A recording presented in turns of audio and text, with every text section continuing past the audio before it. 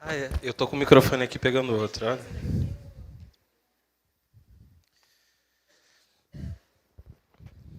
Bom dia, meus irmãos. Hoje pela manhã, a princípio quem estaria pregando seria o Andriê, mas ele teve um final de semana, né, bem agitado, como a gente já sabe. Ele já tinha alguns compromissos para hoje, ele ainda acabou, né, perdendo o tio dele, né, não foi isso? O tio. Né, então, ontem nós estivemos orando por ele, então eu vou estar fazendo essa substituição agora de manhã. E numa data muito especial, só ver que eu estou puxando o microfone um pouquinho. Numa data muito especial, né, o Dia do Pastor.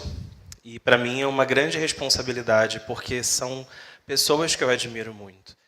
Eu acho que a nossa igreja ela está muito bem representada, acho que você concorda comigo, em termos de pastores. Não só o pastor Selmi, mas todos os pastores auxiliares são pessoas de Deus e são pessoas que abençoam muito a nossa vida. Eu queria que você abrisse sua Bíblia em 1 Timóteo, no capítulo 1. E para essa data nós vamos ler a conversa de dois pastores. Paulo, que pastoreava igrejas, conversando com Timóteo, também pastor de igreja. E a gente vai conversar sobre algumas questões relacionadas ao ministério. Como já comentei aqui, estou fazendo seminário para a área de educação religiosa. Eu entendi que o meu chamado ministerial é esse. Na área da educação, eu já sou professor, né, já trabalho com isso. Sou apaixonado pela escola bíblica dominical, com certeza vai ser meu tema de TCC. E eu tenho uma profunda admiração por todas as pessoas que desenvolvem o ministério pastoral de forma séria, compromissada e responsável, porque é muito difícil. Eu não consigo me imaginar pastoreando. Eu sempre achei que era uma tarefa muito acima das minhas capacidades, e Deus sabe a limitação de cada um, né? Então, eu sempre entendi que Deus tinha outras coisas para mim, não o ministério pastoral. E cada vez que a gente estuda e acompanha um pouco mais, né, o ministério pastoral, a gente entende um pouco mais do quanto ele é desafiador. E a gente precisa orar cada vez mais pelos nossos pastores, porque não é fácil ser pastor. E a gente vai conversar um pouquinho sobre isso hoje. 1 Timóteo, capítulo 1, do versículo 12 até o versículo 17. A minha versão é a NVI, mas você pode acompanhar na versão que aparecer na projeção ou na sua Bíblia. 1 Timóteo, capítulo 1, do 12 ao 17. Diz assim: Dou graças a Cristo Jesus, nosso Senhor, que me deu forças e me considerou fiel, designando-me para o ministério. A mim, que anteriormente fui blasfemo, perseguidor e insolente, mas alcancei misericórdia, porque o fiz por ignorância e na minha incredulidade. Contudo, a graça de nosso Senhor transbordou sobre mim, com a fé e o amor que estão em Cristo Jesus. Esta afirmação é fiel e digna de toda aceitação. Cristo Jesus veio ao mundo para salvar os pecadores, dos quais eu sou o pior. Mas por isso mesmo alcancei misericórdia, para que em mim, o pior dos pecadores, Cristo Jesus demonstrasse toda a grandeza da sua paciência, usando-me como um exemplo para aqueles que nele haveriam de crer para a vida eterna. Ao Rei eterno, o Deus único, imortal e invisível, seja honra e glória para todo sempre. Amém. Meus irmãos, Paulo está escrevendo essa carta e a gente precisa lembrar que Paulo, ele ao mesmo tempo que foi missionário, ele foi pastor. E hoje em dia a gente tem um pouco de dificuldade de viver isso, porque a gente compartimentaliza esses processos, né? Então, geralmente, ou a pessoa vai ser uma coisa, ou ela vai ser outra. Até porque Paulo tinha que ficar plantando igrejas, pregando evangelho, aquela coisa toda, mas ele não podia ficar num lugar parado, né? Então, por mais que ele pastoreasse, depois ele começou a pastorear meio que à distância, né? EAD. Né? Então, ele começava a acompanhar, formar líderes e colocar líderes nessas igrejas que iam surgindo, para que ele pudesse acompanhar mais à distância, né? Ele não podia ficar parado num lugar só. São poucas vezes, né, que você tem aqueles missionários que podem começar um trabalho e depois pastorear aquele trabalho e ficar naquele trabalho em definitivo, né? E Paulo ele atuou nas duas frentes. Ele tanto pastoreou quanto fez atividade missionária. E numa dessas viagens de Paulo, ele passou por Listra e conheceu a família de Timóteo, né, especialmente a mãe e a avó. E ali, depois de um tempo, Timóteo se torna um companheiro ministerial de Paulo. E quando surge, então, um grande problema na cidade de Éfeso, na igreja de Éfeso, Paulo, então, designa Timóteo para que ele vá e consiga resolver os problemas que aquela igreja estava enfrentando. E que problemas seriam esses? Em primeiro lugar, começaram a surgir falsos mestres. Esses mestres estavam se filtrando na igreja de Éfeso e falando, por exemplo, que não se deveria comer carne. Então, a teologia vegana, não pode, carne não pode. Então, começou essa coisa de que comer carne era pecado e tudo mais. Eles começaram a falar que Deus não se agradava do casamento, que eles não queriam que as pessoas casassem. Que base bíblica eles tiraram para fazer isso, até hoje nós não sabemos. Mas a gente sabe que quem quer lançar heresia não precisa nem de texto bíblico, né? Inventa uma ideia, lança um bom argumento e tem gente que vai seguir. E eles começaram a fazer todo um ensino em cima de genealogias do livro de Gênesis. Não sei se vocês já viram, tem muita gente que adora gastar tempo com coisa que não vai dar em nada. Exemplo, Jesus perdoa a mulher adúltera, ele escreve na areia. Tem toda aquela história linda sobre perdão. E tem gente que gasta muita energia discutindo o que Jesus estava escrevendo na areia. Não interessa. Se fosse importante, o autor tinha escrito. Mas isso não é irrelevante. Só que as pessoas adoram debater essas coisas. E aí, lá na igreja de Éfeso, as pessoas começaram a debater genealogias. Olha que coisa produtiva, né, irmãos? Assim, debater aquilo ali.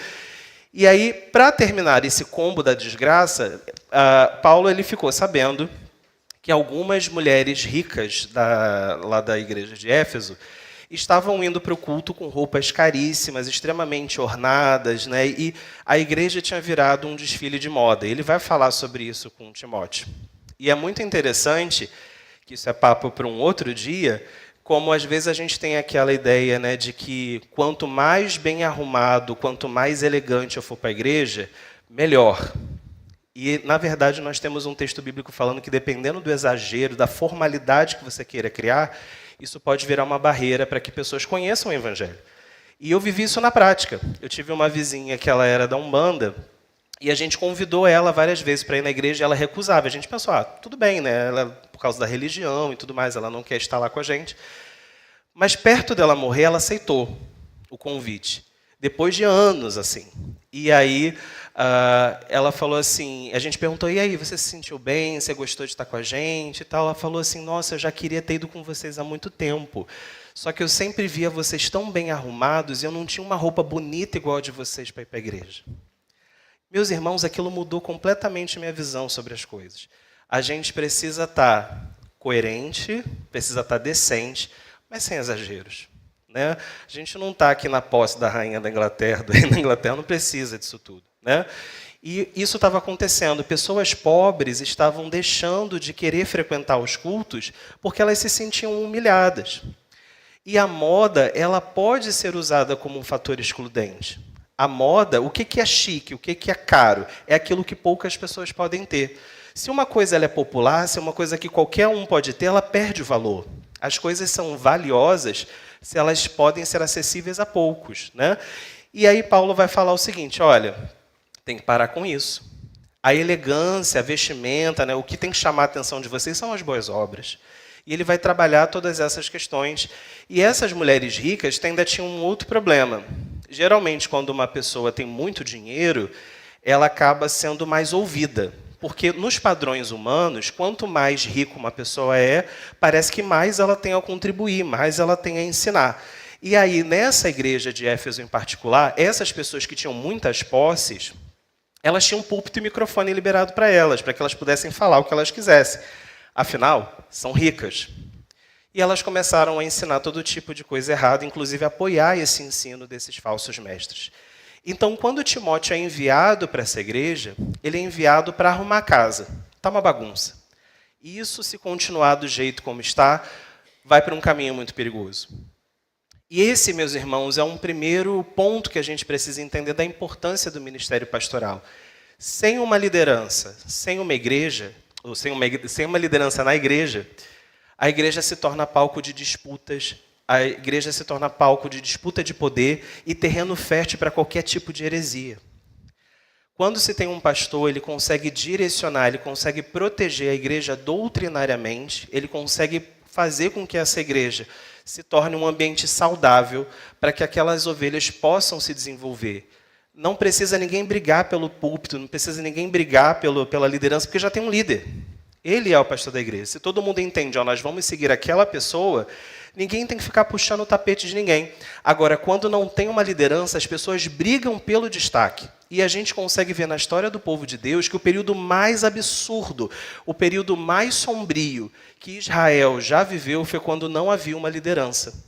Então, o chamado período de anarquia que Israel viveu foi aquele período que as tribos entraram em guerra umas contra as outras. Havia estupro, havia esquartejamento. Histórias horríveis que a Bíblia narra aconteceram em períodos onde não havia uma liderança. E na igreja é a mesma coisa. Pastor não é uma coisa dispensável. Ter um pastor não é uma coisa opcional. É essencial para a saúde da igreja. Então, Paulo falou, precisamos de uma liderança forte naquela igreja. E a igreja de Éfeso é uma igreja muito elogiada no Novo Testamento, uma igreja muito importante, que poderia ter perdido completamente sua relevância se as coisas continuassem da forma como estavam. Então, olhando para esse texto, quando Paulo está falando com Timóteo, 2 pastores, uma coisa que chama muita atenção é que ele cita no versículo 12, eu vou começar ele de trás para frente do versículo, que o Senhor me designou para o ministério. Às vezes o óbvio precisa ser dito. Pastorear é um ministério. E o que é ministério? A palavra ministério está intimamente ligada a serviço. Tá? Então, ministério é serviço. O ministério tem muito mais com o que eu posso fazer pelos outros do que o que as outras pessoas podem fazer por mim. Quando Deus levanta pessoas ministerialmente, Ele está levantando pessoas para atuar em prol de outras. E o ministério pastoral é isso. Hoje, por que eu estou falando isso? Porque hoje nós vemos muitas pessoas, e eu posso falar até como alguém que está fazendo seminário, que entra num curso teológico, por exemplo, pensando em, eu quero ser pastor de uma PIB. Porque existe aquela coisa do pastor da PIB, né? Deve ter uma casa melhor no céu quando chegar lá, né? Porque, enfim, pastor da PIB. Tem gente pensando assim, eu quero ser pastor de uma igreja grande. Eu quero ter um bom salário, eu quero ser um pastor que apareça na TV no futuro. Qual é o propósito dessas pessoas? Então, assim, o que eu vou receber? Né? Muita gente escolhe porque pensa que vai receber um bom salário, porque vai ser influente diante de muitas pessoas. Né? Eu lembro que isso não só acontece dentro do nosso meio, como fora também. Eu lembro quando eu comentei no trabalho, eu estava numa reunião com, sei lá, com umas 4 ou 5 pessoas que eram de outro setor, e a gente estava implantando um sistema novo lá no hospital, para gerenciar os processos, enfim. E aí a gente foi fazer uma pausa, fomos almoçar, e aquele papo de, não sei o quê, e eu não lembro exatamente porquê, caiu no assunto de eu comentar que eu estava fazendo uma segunda faculdade. Né? Ele falou, nossa, você está fazendo uma segunda faculdade? Eu falei, tô. De quê? Eu falei, de teologia. Falou assim, caramba, Derek, você é muito malandro mesmo, né? Já escolheu uma área que dá dinheiro. Você quer ser rico. Falaram isso para mim. Primeiro que eu achei assim, uma falta de respeito absurda, né? Mas essa é a visão que as pessoas têm. Porque o contato que as pessoas lá de fora têm com ser pastor é o pastor da TV, é o pastor que tem redes de igreja, é o pastor que reserva estádio, é o pastor que está associado a partido político, que está em comício. Né? Então, na cabeça das pessoas, pastor é sinônimo de prosperidade financeira. E mal sabe eles que a maioria dos pastores do Brasil sequer salário recebe. A maioria dos pastores não recebe pagamento. Tem muito pastor que é pastor de igreja, daquela que é uma portinha de garagem que abre, que ele tem que pagar, tirar dinheiro do bolso do primeiro emprego dele para pagar a conta de luz, porque senão a igreja fecha. A maior parte dos pastores do Brasil, muito se doa. Tem muita gente que é pastor vivendo de doação de outras pessoas, inclusive de cesta básica. Então não existe essa ideia de que pastor é um cargo para você enriquecer. Só que o que aparece na TV são esses poucos casos de pessoas que, de fato, vão ter muito dinheiro e geralmente por motivos não muito bons. E essa é a visão que a sociedade tem sobre o que é ser pastor. E ser pastor não é isso. Né? Ser pastor é muito diferente disso, na verdade. E esse é um problema muito antigo na história do mundo. Quando a gente olha a própria Bíblia, a gente lê os profetas no Antigo Testamento, os líderes religiosos são extremamente criticados. Em vários momentos da história do povo, eles se misturam com política, com desonestidade, com desvio de dinheiro. Muitos deles usavam o cargo eclesiástico para enriquecer. Muitos começaram a passar pano para certos erros, para não ir contra pessoas ricas. Isso sempre aconteceu. Eu não consigo vir aqui às quartas-feiras por conta do trabalho, mas teve um feriado que eu não trabalhei, que eu consegui vir, ou foi uma véspera de feriado, não lembro o que foi. E o pastor Carlos estava dando um estudo em 2 Coríntios e ele falou sobre isso, de pregadores, né, Paulo estava falando ali, que só prega se receber pagamento. Né? Então, para você ver que isso era uma coisa que já tinha naquela época. Né? Não sei quantas pessoas já tiveram que organizar congresso, alguma coisa assim, que a pessoa, vamos chamar não sei quem, e às vezes não é nem cantor famoso não, gente. Às vezes é o irmãozinho da outra igreja, ele quer camarim, ele quer cachê, ele quer essas coisas. Eu falei assim, obrigado, não precisamos mais. Né? Então, assim, é isso. Né? Então, muitas pessoas olham para o ministério como o que eu posso ganhar disso? O que eu posso receber em troca? E ministério é como eu posso abençoar as outras pessoas. É muito mais sobre como eu vou me doar do que é o que as pessoas vão doar para mim. Né? E isso é muito óbvio, mas a gente precisa sempre reforçar. Nesse mesmo versículo, versículo 12, ele fala o seguinte: dou graças a Cristo Jesus, nosso Senhor, que me deu forças e me considerou fiel, designando-me para o ministério. Outro ponto muito importante, quem designa para o ministério é o Senhor. E Ele designa quem Ele considera fiel. Por que isso também é outra coisa óbvia que é importante a gente dizer? Quem chama para o ministério é Deus. Não sou eu que decido que eu vou ser pastor, que eu vou ser isso, que eu vou ser aquilo. E hoje nós estamos vendo um movimento de pessoas que, sem qualquer tipo de formação, de estudo, se intitula pastor, abre uma igreja, e às vezes a igreja fica famosa, às vezes tem algum jogador de futebol que frequenta, então um dízimo é bom, e aí entra um dinheiro no caixa, aquela igreja começa a abrir filiais e começa a crescer, aquela coisa toda. E são pessoas que, um belo dia, alugam um espaço, compram um lugar, botam um letreiro e eu sou pastor a partir de hoje, as pessoas entram e aceitam. Né? Chegou, ele já estava ali e fica. Ou seja, será que foi Deus quem de fato chamou aquelas pessoas? Então, no seminário também, gente, fazer seminário é uma experiência muito estranha, às vezes. Porque a gente começa a conversar, a gente tem um grupo de WhatsApp, e a gente, ao mesmo tempo assim que a gente se torna profundo admirador de tanta gente que você percebe que é tão melhor do que você, sabe? Que você tem tanto a aprender com ela, gente de Deus, fala assim, poxa, eu queria ser igual a essa pessoa. O contrário também acontece, né? E a gente vê assim, aquelas pessoas que falam assim, eu resolvi, eu um belo dia acordei pensando assim, eu consigo fazer isso e vou. No passado, para que uma pessoa pudesse fazer seminário, tinha que haver uma indicação da igreja. Né? Então, por exemplo, eu faço seminário no Seminário do Sul, que agora é pelo MEC. Então, como é pelo MEC, qualquer pessoa pode se matricular, independente se a igreja aprova ou não aprova, se a pessoa é crente, se ela está vinculada a algum lugar ou não.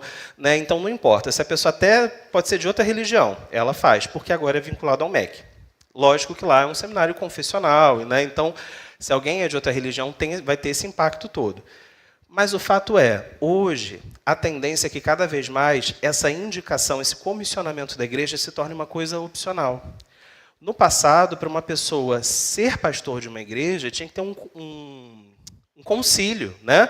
Então, os pastores locais, pastores de outras igrejas vinham para sabatinar aquele candidato para ver se ele estava capacitado. Hoje, uma pessoa bota um letreiro, eu sou pastor da igreja, acabou. Né? Eu lembro que, quando eu comecei o seminário, eu não estava aqui ainda. Inclusive, esse foi um grande conflito no meu coração. Falei, como é que eu vou mudar de igreja no meio do seminário, gente? Vou para um lugar que ninguém me conhece, né? E eu lembro muito dessa conversa que eu tive com o pastor Selmi, falando assim, como que eu vou mudar de igreja? Eu precisava, né? Porque eu estava a 60 quilômetros da igreja de onde eu congregava. Assim, estava muito difícil essas idas e vindas. Né? Todo culto era uma viagem, 2 viagens, né? Para ir e para voltar. Estava muito cansativo.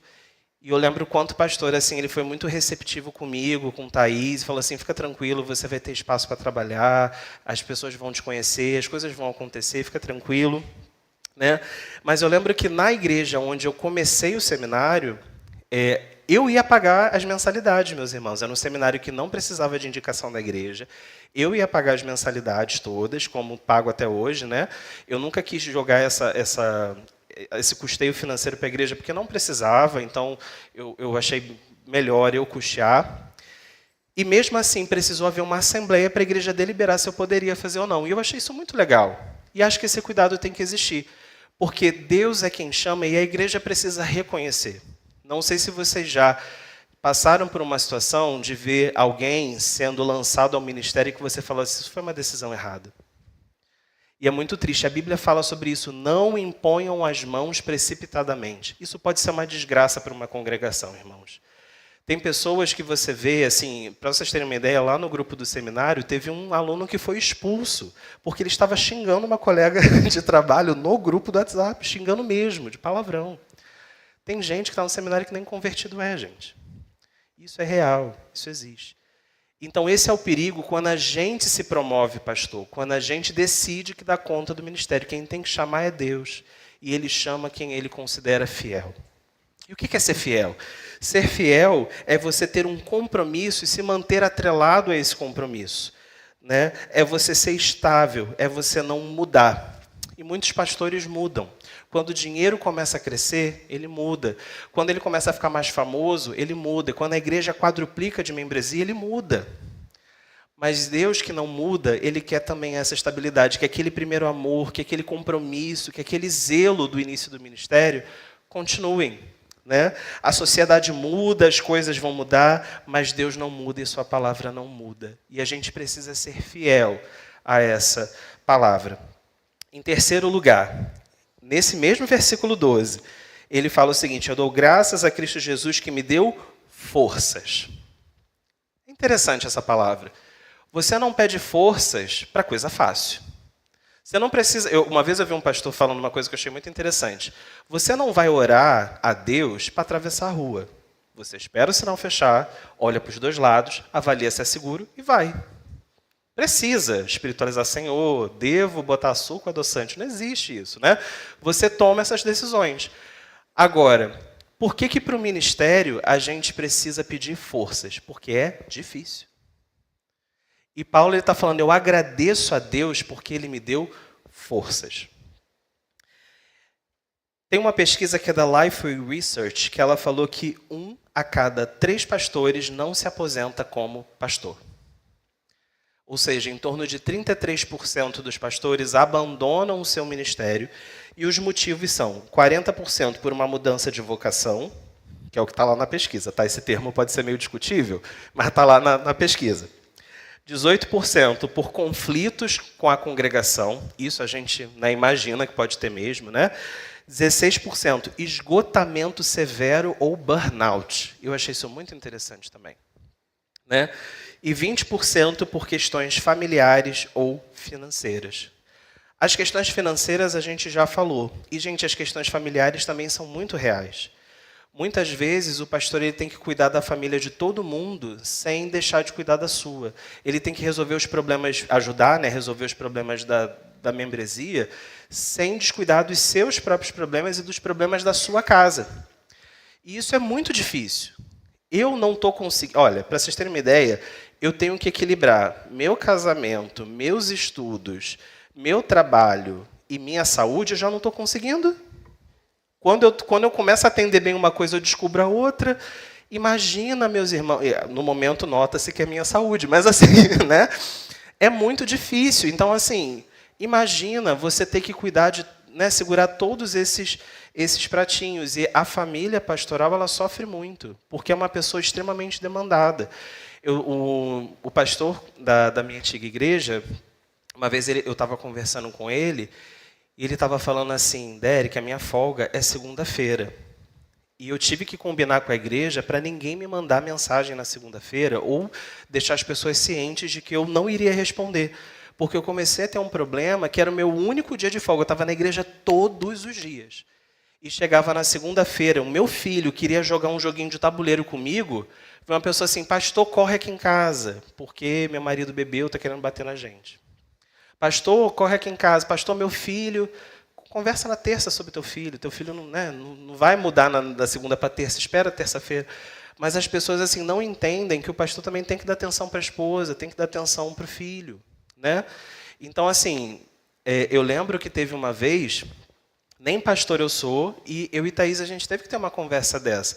A Thaís, ela estava falando assim, Derek, você está trabalhando tanto, eu estou me sentindo sozinha em casa. E era verdade. Eu trabalhava todos os dias. Eu tive que diminuir minha carga horária, tive que pegar menos turmas, porque quem é professor sabe que a gente trabalha muito mais fora da sala de aula do que dentro. É aula para montar, trabalho para corrigir a prova, e aí tem um aluno que falta e fala, ai, né, minha tartaruga estava com cãibra, não pude ir e tal. Aí você tem que montar um trabalho complementar, e as pessoas não entendem que isso demanda mais da gente, né? E, irmãos, o pastor tem demanda o tempo inteiro. Né? Se a gente não entender que o pastor também precisa de espaço, a família pastoral pode entrar em colapso. E a gente vê muito isso. Tem muitas esposas que vão se sentir sozinhas, muitos filhos que vão se sentir negligenciados, e teoricamente por um bom motivo, porque ele está tentando atender as outras pessoas. Né?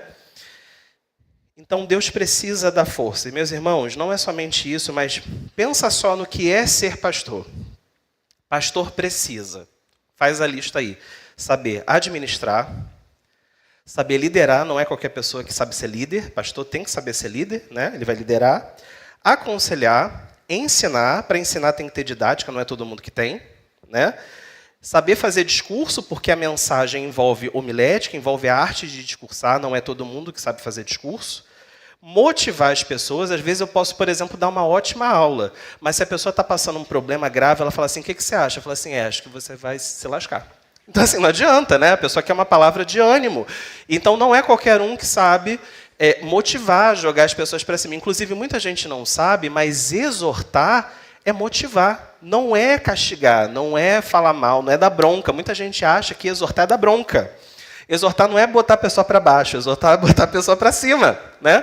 Então, além de exortar, que é esse sentido de motivar, de impulsionar a pessoa para algo bom, o pastor também precisa disciplinar em amor. Irmãos, disciplinar é fácil demais, agora disciplinar em amor é muito difícil. Né? E, além disso, o pastor ele se torna uma vitrine para a igreja. Todo mundo olha para o pastor e a vida do pastor ela é muito julgada. Então, se você sai um pouquinho da reta, o pessoal passa um pano para você. Agora, se o pastor sai um pouquinho da reta, o pessoal vai cair em cima dele. O pastor ele é muito cobrado. Né? E, além dessa cobrança, pensa assim, bom, se o pastor tem essa cobrança toda, ele tem que ser bom em todas essas áreas, pelo menos ele também recebe muita coisa boa de volta.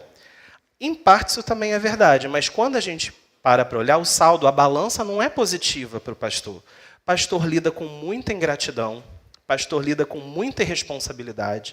O pastor tem as suas funções, ele delega tarefas, né, para os seus auxiliares, não só para os pastores auxiliares, né, mas para as lideranças. E quem é líder sabe disso.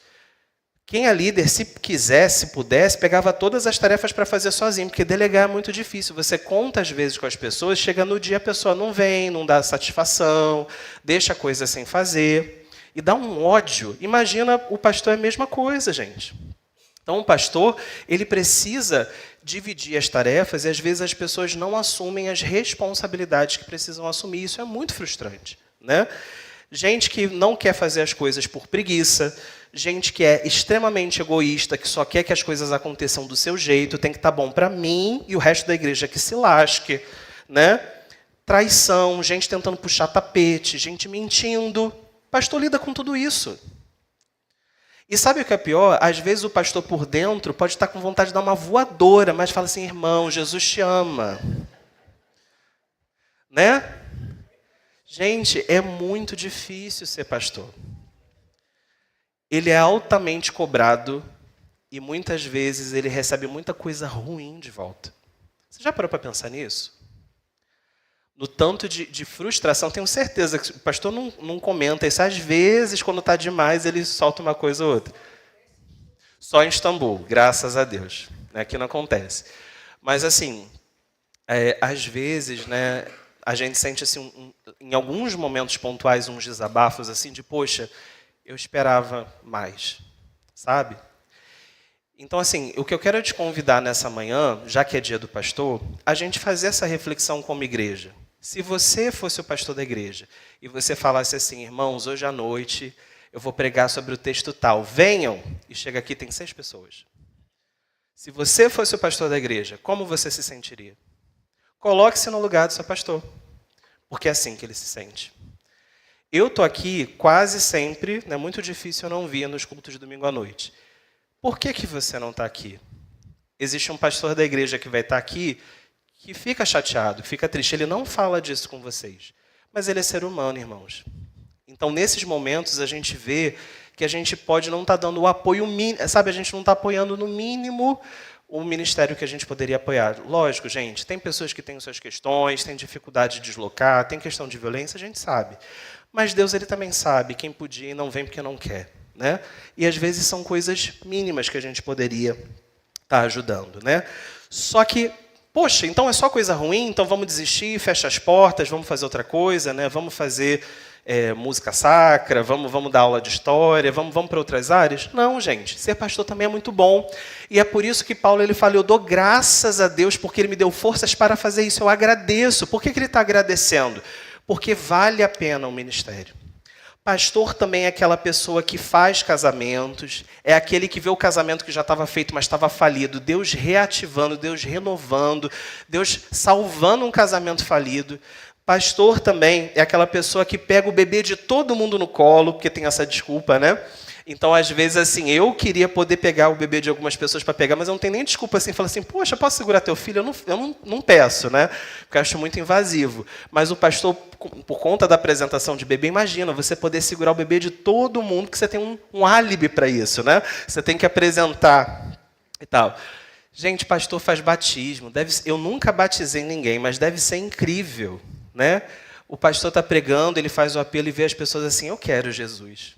E a gente sabe que a obra é completamente do Espírito Santo. E ontem a gente estava assistindo um jogo com alguns amigos, né? E antes do jogo, a Natália contou um pouco do testemunho dela de conversão. Gente, a Natália se converteu sem pregação de ninguém. Então a gente sabe que é o Espírito Santo que faz a obra, né? Então o Espírito Santo ele alcança as pessoas. Mas deve ser maravilhoso você estar aqui domingo após domingo, saber que Deus está usando a sua vida para tirar pessoas do inferno. Isso é especial demais. Então, o ministério ele vale a pena, mas ele é difícil. E é por isso que Paulo fala assim, eu agradeço porque Deus me deu forças. E, em último lugar, gente, que eu queria comentar, já passei muito do meu horário, mas pastor é um ser humano, né? Se nós olharmos o texto, ele vai falar no versículo 13, a mim, anteriormente, fui blasfemo, passado. Então, pastor tem um passado. Né? E às vezes o pastor Selmi fala um pouco da vida dele, né? Conta algumas coisas, e a gente precisa aprender a fazer as pazes com o nosso passado. A gente tem que olhar para o nosso passado e entender que ali foi de onde Deus nos tirou. O nosso passado ele não é motivo de vergonha, ele é motivo do nosso testemunho. Ele é a obra do poder de Deus na nossa vida. Só que o interessante é que Paulo fala que eu fui blasfemo, mas um pouquinho depois, no versículo 15, ele fala dos pecadores, eu sou o pior. Verbo no presente. O que significa? Eu fui pecador, mas eu continuo sendo. E ele fala, dos pecadores eu sou o pior deles. Então Paulo ele entende que diante de tudo aquilo que ele já havia feito, de todas as maldades que ele cometeu, a pessoa mais indigna de estar no ministério de tal importância como esse era ele. E essa que é a graça do Senhor. Qualquer pessoa que está aqui sendo usada pelo Senhor, e mesmo eu não sendo pastor, eu posso afirmar com 100% de certeza que o fato de eu estar aqui nessa manhã pregando para todos vocês é misericórdia de Deus, porque eu tenho plena consciência que eu não sou a pessoa mais qualificada, com a vida mais correta, com tudo da mais alta indicação para estar aqui. Na minha frente tem pessoas que com certeza têm seus dilemas, têm seus problemas, têm seus pecados, e tem pessoas que eu sei que eu tenho muito a aprender com vocês. Tem gente que, humanamente falando, era muito melhor para estar aqui. Né? Então, nós estamos fazendo o que nós estamos fazendo porque Deus é misericordioso conosco. Não é porque a gente é qualificado, não é porque a gente é bom, não é porque a gente é incrível. É porque a graça de Deus é maior do que o nosso pecado. E o nosso pastor, ele é pecador, como todos nós. Então, se em algum momento, meus irmãos, de repente ele abençoa tanto a sua vida, ele ou qualquer pastor, mas ele de repente fazer algum comentário que soa diferente para você, releva. Se de repente ele fizer alguma brincadeira que para muita gente foi engraçado, mas para você não foi, releva. Se algum dia ele está agitado, ele está estressado com alguma coisa, está na correria, ele dá uma resposta mais seca. Estou botando assim exemplos que possam acontecer, não sei. Tenta entender por outro lado. Pastor é ser humano, gente. Muita gente, às vezes, sai da igreja e fala assim, o pastor falou assim comigo.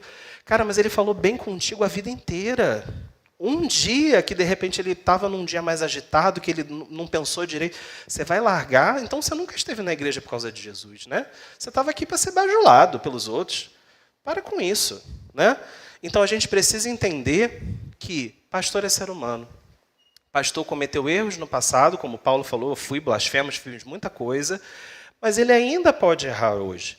A gente sabe que a gente vai errar menos, mas a gente vai continuar errando. Quantos erros assim de homilética eu posso não ter cometido só nessa mensagem? Né? Quanta coisa eu poderia ter falado totalmente diferente? Mas esse sou eu.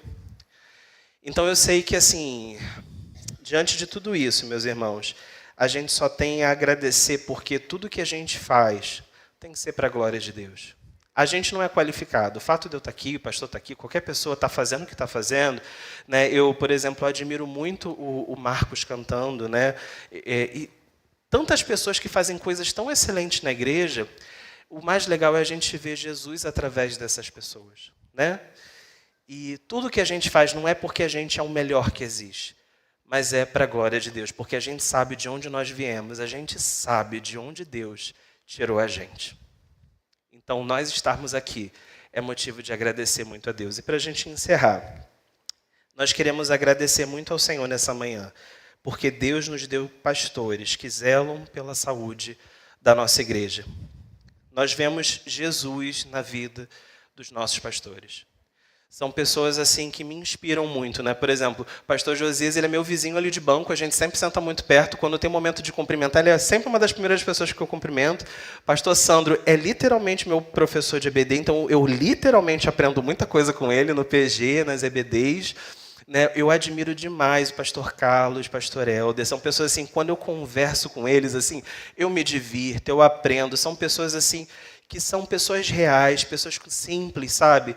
E que têm um estilo de vida tão saudável, assim, de leveza, de conversa, de maturidade. Eu me inspiro muito em vocês. E o pastor Samuel, eu nunca vou me esquecer de quando eu cheguei nessa igreja, do acolhimento e das conversas. Eu sei que eu sou uma ovelha muito difícil, né? Eu sou uma ovelha que às vezes é insuportável. Eu tenho essa consciência.